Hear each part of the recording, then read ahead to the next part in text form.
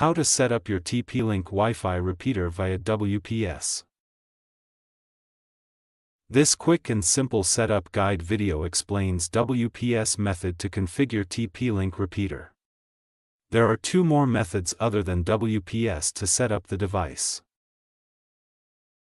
To learn other methods, namely, web browser method, tether app method, refer links provided in the description. Let's begin. Plug in your TP-Link repeater near host Wi-Fi router. Repeater's power LED will start blinking initially, and turn solid when it's fully booted. Press WPS button on the extender for 1 second. Signal LED will start blinking, indicating that the extender is searching for the local network.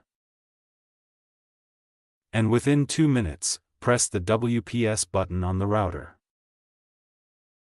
Wait until your repeater signal LED turns solid from blinking. Now, you can connect device with TP-Link repeater named as router network name _ext, and the password will be the same as router. After setting up your repeater, you can plug out the device and place it anywhere in between the router and dead zone of the house. Your installation is complete now. Thanks for watching.